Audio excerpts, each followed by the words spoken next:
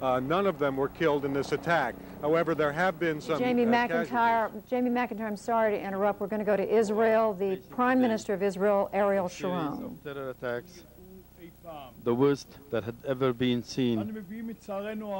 We express our deep regret and send our condolences, wholehearted condolences. We are ready to extend whatever aid and assistance is required. War against terror is an international war, a war of a coalition of the free world against all the terror groups and against whoever believes that can pose a threat to freedom. This is a war between the good and the bad, between humanity and those who are bloodthirsty. The criminal attack today on innocent civilians in the United States is a turning point in war against international terror. Even if the war against terror is long, and even if the terror will try to raise its head again, there won't be any room in the world in which terrorists, their assistants, and those who send them to be able to find a shelter or a refuge.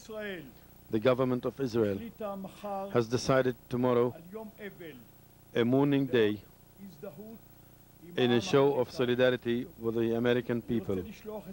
I would like to send my condolences to the American people, to President George Bush, and to all the citizens of the United States. In this very difficult hour, our hearts are with you.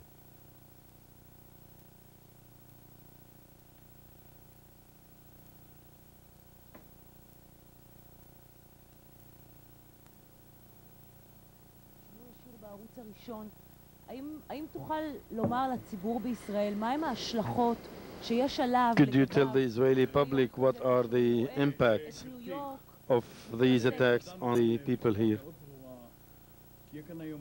I have already said very clearly that there will only be a statement. There won't be any other statement apart from what I have already said. We have to wait and see what happened. Our stand vis-à-vis terror is very well known, very firm and decisive, and we will act accordingly. On behalf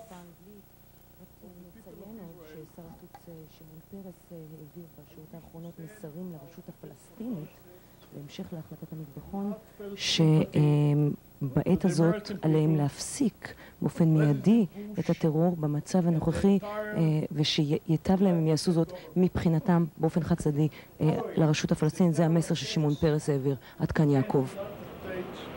Against our common values.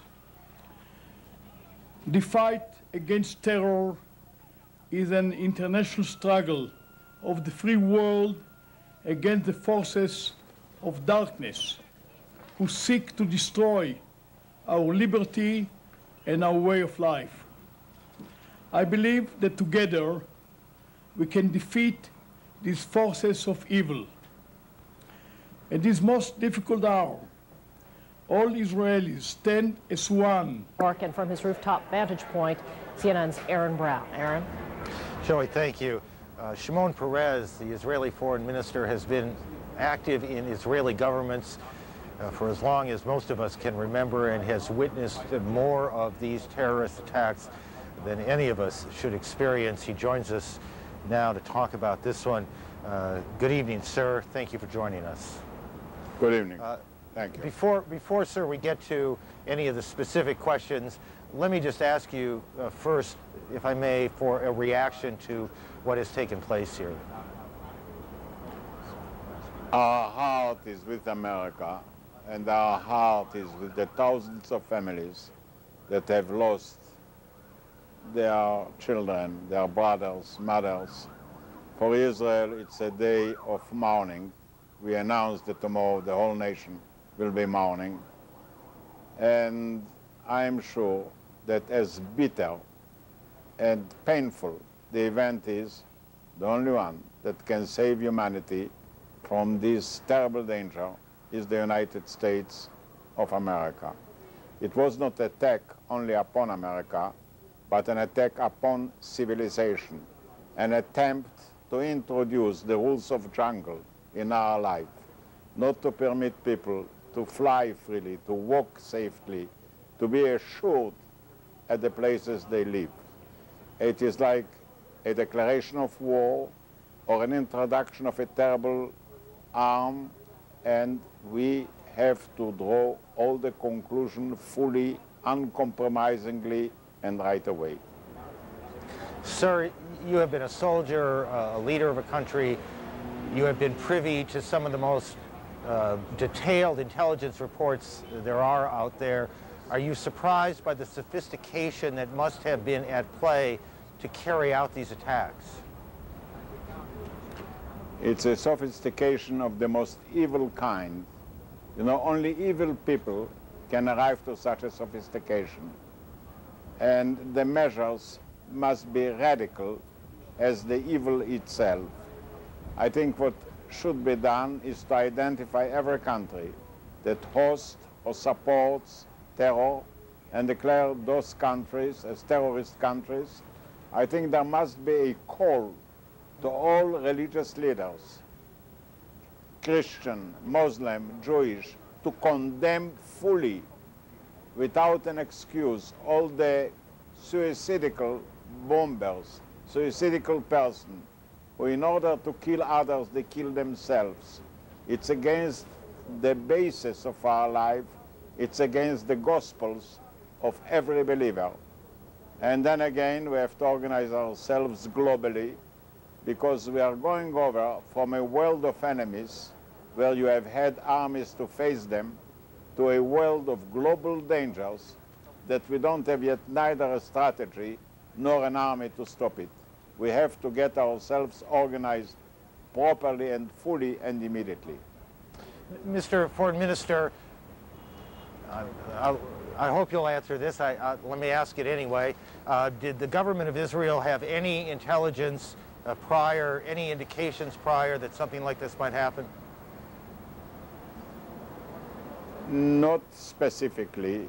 We have had warnings, and there are all the time warnings, but we know, and all of us are aware of some of the addresses from where terror can origin. But anyway, I don't have any specific information, and I wouldn't like to blame anybody without full knowledge.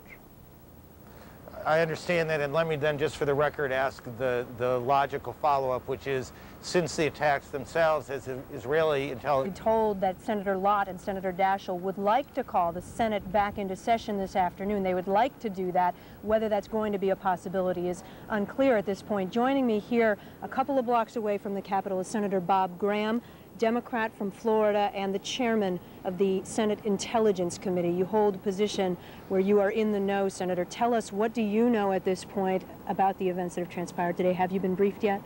Kate, we're about to have a briefing. The head of the CIA has been briefing the cabinet and the other key officials to the president this afternoon, and he's going to be talking to members of Congress on the intelligence committees and leadership shortly. It's been reported, our David Ensor has reported, that there are strong indications that this could be linked to Osama bin Laden. Do you personally believe that that could be the case? Kate, I think it's premature to start naming a prime suspect. If you'll recall, after the Oklahoma City bombing, there was an early identification of an Arab group that had done it. Turned out to be false.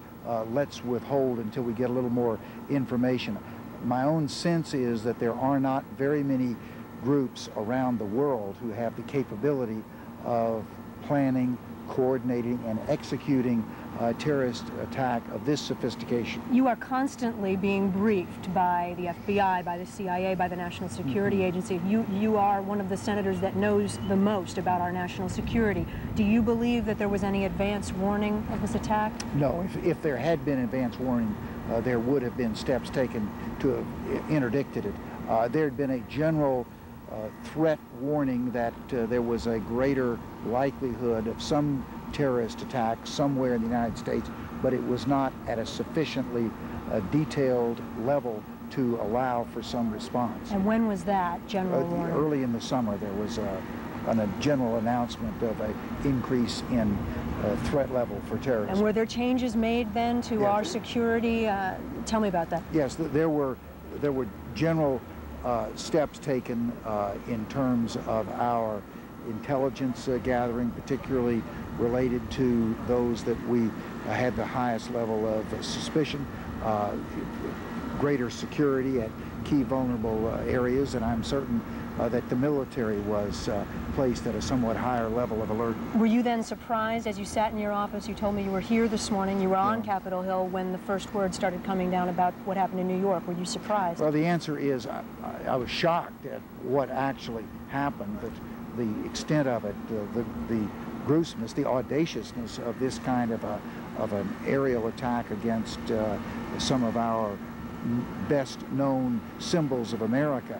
I was not surprised that there was an attack, was surprised at the specificity of this one. A brief period, but this is one of those times when political partisan differences are being put aside to come together to speak to the country. Joining me here in the Washington studio, a familiar name, a familiar face, best-selling author of so many novels, Tom Clancy, mysteries at the heart, Tom Clancy, of the military community, the intelligence community. People in our newsroom have been saying today what's happening is like right out of a Tom Clancy novel, but could you possibly imagine something like this to write about?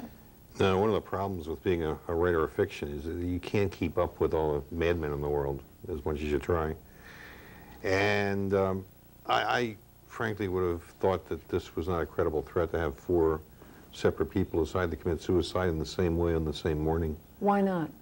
Because ending your own life is not something the average person does.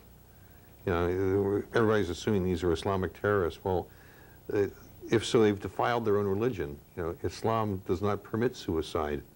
It says you go to hell if you do something like this. But we see suicide bombings in the Middle East and in Israel. And Judy, we saw people in Northern Ireland, Catholics acting like savages and Protestants acting like savages. So anyhow, we have people who call themselves Muslims acting like savages. It happens. It's not because of their religion, it's because they're fools. What does this say now? I mean, you've done a lot of reporting. I mean, you not only write fiction, you do a lot of reporting from inside the intelligence community, inside the military community. What does this say about how prepared we are as a country?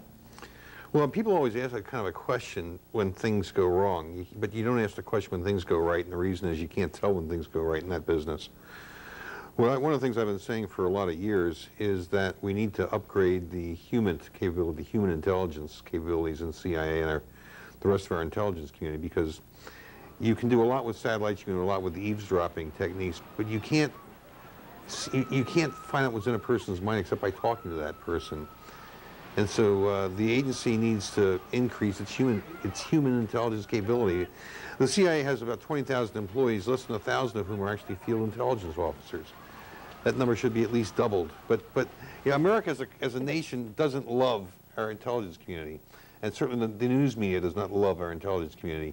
I'm going to interrupt you, Tom Clancy. I'm told Aaron Brown in New York has a development. Aaron? Well, Judy, just in the last few seconds, another building, we will speculate carefully here that there was building number 7, one of the buildings in support of the World Trade Center towers has collapsed. Those of you who have been with us for a while, you can see indeed that the smoke color has changed has gotten much lighter. So we believe that yet another building, this would be the 3rd building, has collapsed, likely building number 7. Although we also heard that there were problems at building number 5, and it's possible that one went down too. But again, another building in the Trade Center complex appears now to have caved in after these attacks. Judy? Aaron, we're looking at these pictures